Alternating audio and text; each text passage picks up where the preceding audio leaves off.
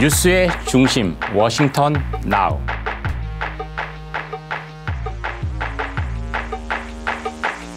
안녕하세요. 정인설의 워싱턴 나우입니다. 오늘도 인플레이션에 대한 얘기입니다. 저희 어렸을 때 공산당이 싫어하는 것처럼 정말 저도 인플레이션, 공산당보다 더 싫습니다. I hate inflation인데요.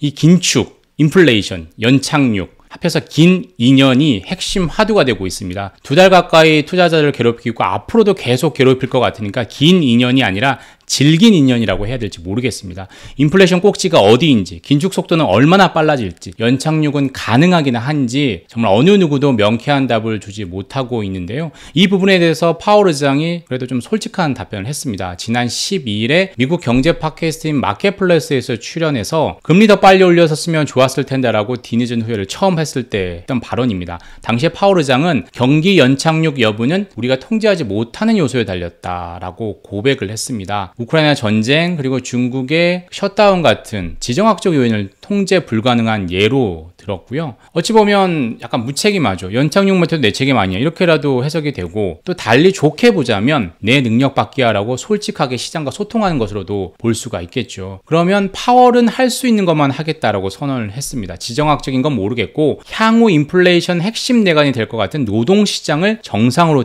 되돌리겠다라고 얘기를 했습니다. 그러면 지정학적 요인, 파월이 통제 불가능한 아웃 오브 컨트리라고 얘기했던 통제 불가능한 지정학적 요인은 누가 풀어야 될까요? 그래도 조 바이든 행정부가 외교적으로 해결하는 게 모범 답안일 겁니다. 우크라이나 전쟁을 멈추게 할 수는 없지만 인플레이션을 완화하기 위해서 산유국과의 외교 관계를 정상으로 돌릴 필요가 있다는 거죠. 현 시점에서 그래서 미국의 스마트한 중동 외교가 필요한데요. 그런데 현실은 바이든 대통령은 앉으나서나 중국 생각, 중국 견제만 생각하고 있습니다. 그래서 이번 주에도 한국, 일본을 잇따라 방문해서 중국 포위망을 짜려고 하고 있죠. 그래도 외교의 시간이라고 했은 이 시점에 인플레이션, 글로벌 인플레이션의 방패가 됐으면 하는 생각에서 바이든 행정부의 중동 외교 정책에 대해서 한번 생각을 해보겠습니다. 중동의 오일머니 전성시대죠. 미국의 폰머니를 압도했습니다. 무슨 얘기냐? 시가총액 기준으로 사우디아라비아의 국영 석유회사인 아람코가 미국의 애플을 제치고 세계 1위 기업이 됐습니다. 2019년에 아람코가 상장할 때 그때 세계 최대 시총 기업이었는데 2020년 8월에 이제 빅테크 전성시대죠. 애플이 다시 뒤엎었다가 이번 1년 9개월 만에 다시 아람코가 세계 시총 1위 기업이 됐죠. 두 기업 간의 차이가 1000억 달러, 우리 돈으로 거의 120조, 130조 차이가 납니다. 꽤나 차이가 나는 거죠. 그리고 아람코는 1분기에도 지금 승승장구합니다. 1년 전에 비해서 순이익이 82%나 늘었습니다. 다른 기업들은 뭐 반토막 나고 적자 전환하는데 고공행진 중이죠. 당연히 사우디아라비아 경제도 잘 나가고 있습니다. IMF는 사우디 경제가 올해 7.6%, 딴 데 물가가 7.6%, 여기는 경제 성장률이 7.6%라는 거죠. 이웃인 형제국가인 아랍에미리트 경제도 상당히 잘 나가고 있습니다. 이 증시의 어떤 일반 지수인데요. 이게 우리로 치면 코스피 같은 거죠. 근데 2년 만에 2배가 됐습니다. 다른 나라들은 반대잖아요. 반토막이 나는데 아랍에미리트는 2배가 됐다라는 겁니다. 다 오일 인플레이션 덕분이죠. 이렇게 잘 나가면 미국을 비롯한 서방국들이 그렇게 목 놓아라 요구하고 있잖아요. 증산 요구, 원유 증산 요구를 들어줄 만한데 중동 국가들, 사우디, 아랍에미리트는 요지부동입니다. 이렇게 된 건 당연히 사우디와 미국의 관계가 뒤틀려서 그렇겠죠. 그 시발점은 사우디 언론인 카슈크지 암살 사건 때문입니다. 바이든 행정부는 그 배후로 빈살만 사우디 왕세자를 지목했죠. 근데 이에 반해서 도널드 트럼프 정부는 끝까지 사우디 편에 섰습니다. 카슈크지 암살 사건에서도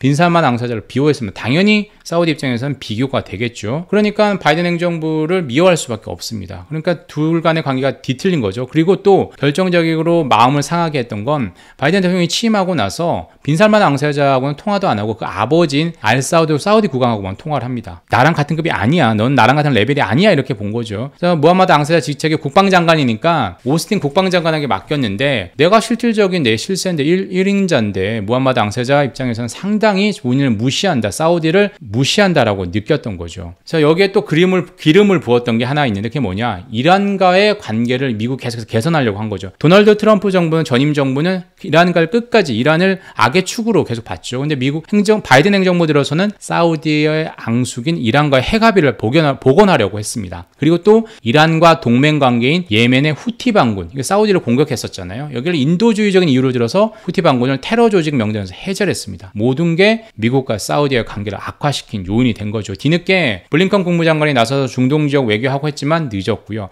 윌리엄 범스 CIA 국장도 사우디를 비밀리에 방문했지만 사우디 왕세자의 마음을 되돌리기엔 상당히 늦었습니다. 인플레이션에 좀 더 일찍 대응했어야 되는데 라고 했던 파월의 만시지탄과 바이든의 만시지탄과 똑같은 거죠. 과연 그렇다면 사우디를 대체할 수 있는, 사우디가 안 되면 대체할 수 있는 누군가 있어야 되잖아요. 그게 바로 이란이라고 미국은, 바이든 행정부는 생각한 거죠. 원유 매장량도 3위, 4위입니다. 그리고 도널드 트럼프 행정부 때 그 제재를 하기 전에 2016년 이럴 때는 원유 생산이 이만큼 됐는데 지금 뚝 떨어졌잖아요. 아직도 40% 수준밖에 안 됩니다. 즉 원유 증산을 할 수 있는 여력이 있다라는 거죠. 그래서 핵 합의를 하면 상당히 좋아지는데 그러지 못하고 있는 거죠. 그 이유는 핵 합의가 될 듯 될 듯 안 되는데, 그 이유가 이란 혁명 수비대를 테러 조직에서 해제해달라고 이란은 요구를 하고 있는데 미국은 들어주지 않고 있습니다. 협상 당사국 중 다른 유럽 국가들은 일단 합의하자, 이란 혁명 수비대 해제 문제는 나중에 한번 다시 논의를 해보고 합의하자라고 얘기를 하고 있지만 미국은 이런 이제 거절하고 있습니다. 바이든 행정부는 어떻게 얘기를 하느냐, 공화당과 유태계의 반대도 상당히 크지만 혁명 수비대 제재 해제하고 이란 핵 협상과는 무관하다. 원래 무관하긴 합니다. 하지만 이란은 계속 요구를 하고 있으니까 들어줄 법도 한데 들어주지 않고 있다라는 거죠. 그래서 바이든 대통령이 뭐 이란 혁명 수비대를 테러 지정 해제를 해주거나 조건을 완화할 어떤 가능성은 낮다라고 보고 있습니다. 논리는 나쁜 합의보단 오히려 딜을 안 하는 게 낫다라는 논리를 내세우고 있는데요. 그래서 바이든 정부 입장에서는 이란도 안 돼, 사우디도 안 돼, 아랍에미리트도 다 안 되는 거죠. 이란하고 합의하면 사우디, 아랍에미리트, 이스라엘 화를 내고, 안 되면 지금 계속해서 이렇게 악순환이 되고 있는 거죠. 그래서 사우디와 이란 중에 하나를 택해야 하는 게 바이든 행정부의 어떤 딜레마인 거죠. 전임 도널드 트럼프 정부는 사우디로 완전히 선을 간결하게 탔고, 바이든 행정부는 양다리, 두 다리를 다 하고 싶어 하지만 현실은 정반대인 거죠. 양다리 걸치지 못하고 오히려 아무것도 잡지 못하고 있는, 두 마리 토끼 다 놓치고 있는 형국인 거죠. 그래도 11월 미국 중간선거가 다가오면 중동에서 어떤 결실을 맺으려고 하지 않겠냐, 이런 기대가 나옵니다. 사우디와 이란 중 한 나라라도 잡으려고 노력한 거란 분석인데요. 그래가지고 인플레이션이 최대 쟁점이 된 중간선거에서 완패를 모면할 수 있기 때문입니다. 이렇게 계속해서 사우디와 이란, 중동 국가들의 공을 들이는데 이런 중심으로 해서 오일머니의 영향은 갈수록 커지고 있죠. 왜냐하면 지금 원유값이 국제유가가 너무나 올라가니까 원유 생산국들의 경제가 잘 나가죠. 앞으로 미국이 양적 긴축을 하면 미국 국채를 사줄 것도 필요한데, 일본은 엔화 약세로 인해서 상당히 힘들고, 중국도 미중 관계 때문에 각종 제재 때문에 힘들고, 미국 페드도 안 되고, 이런 3대 큰 손들이 사라지면 그걸 누가 대체할 거냐, 오일머니가 아니겠느냐, 이렇게 과거에 중국과 일본이 했던 것처럼 중동 국가들이 하지 않게, 그러려면 미국과 중동과의 외교 관계도 상당히 호전돼야 되는 거 아니냐라는 예상이 있는 거죠. 이런 예상이 있음에도 불구하고 미국은 아직까지도 안 지나서나 중국 생각입니다. 이번 주 외교의 시간에 아시아 태평양, 한국과 일본을 방문하죠. 여기서 대중경제 포위망이라고 하는 인도태평양 경제 프레임워크 IPF를 출범하려고 합니다. 아마도 24일에 이게 쿼드 정상회의 때 하이브리드 형태로 출범을 하려고 하는데, 상당히 관심은 어떤 나라, 어느 나라까지 참여할지 여부죠. 현재는 한국, 일본, 호주, 뉴질랜드, 싱가포르 정도 참여할 것 같고, 베트남 가능성이고, 나머지 인도나 아세안 국가들은 중국 눈치 때문에 안 될 거야 라고 예상을 하고 있습니다. 그리고 IPF는 저도 모르겠습니다. 도대체 이게 뭐 어떤 건지 실체가 불분명한 거죠. 다자간 경제협의체라고 하지만 관세제하고 통상 분야 한다고 하는데, 도대체 어디까지 회원국 간에 협의를 하고 경제 모델로 만들어갈지에 대해서는 다들 아직도 퀘스천 마크입니다. 미국이 아직도 그걸 잘 내놓지 못하고 있는 거죠. 시장에선 외교와 무관하게 인플레이션의 정점이 어디냐에 따라서 현재가 맞느냐에 대해서 의구심이 상당히 큽니다.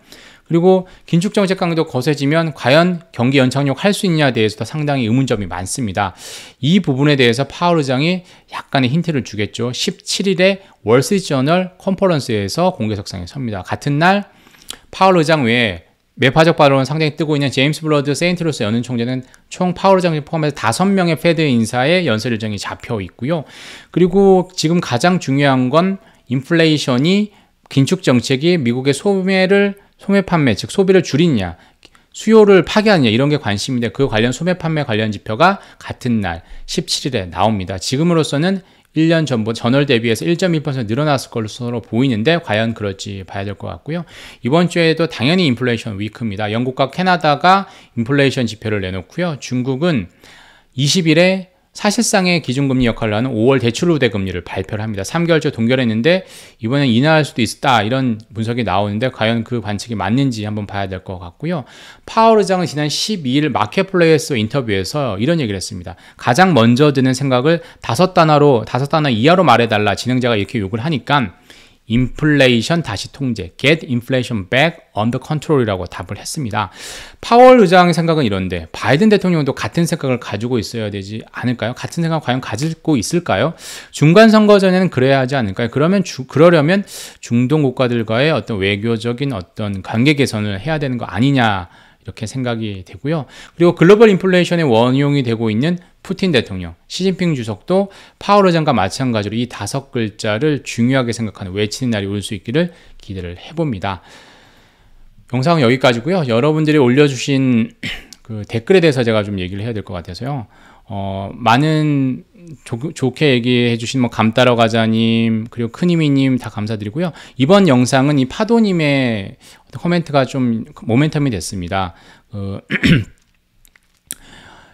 이스라엘, 사우디 아랍에미리트 고개를 숙여야 되고 이란 제재하면서 석유 증산은 얻어내야 되는데 지금 현재 뭐 바이든 상태로는 망한다라고 얘기를 했는데 이 부분에 대해서 제가 좀 제 생각을 붙여서 이번 영상을 만들어 봤고요. 그래서 앞으로도 여러분들의 생각을 담아주시면 제가 영상 만드는 데 많은 도움이 될 것 같습니다. 그리고 ST플럭스님의 생각에 대해서 저도 상당히 공감을 하는데요. 인플레이션이 될수록 미국 정부에 유리한 거 아니냐. 왜냐하면 미국 정부 빚이 많으니까. 그래서 더 많은 양적 완화를 하기 쉬운 거 아니냐라고 지적을 해주셨는데 저도 일부 동감을 합니다. 그래서 이 부분에 대해서는 양적 긴축에 대해서 제가 얘기를 할 텐데 그 부분에 대해서 그 얘기를 할 때 좀 더 얘기를 해보고요. 그 외에 파월 의장에 대한 비판과 생각을 많이 담아주셨는데 그 자리가 어쩔 수 없이 욕먹는 자리죠. 그리고 이규청님께서는 무시무시한 얘기를 해주셨어요. 코스피 1500, 환율 1500 간다라고 하는데 저는 반대로 나스닥이 15,000 다시 가기를 저는 간절히 바라보겠습니다.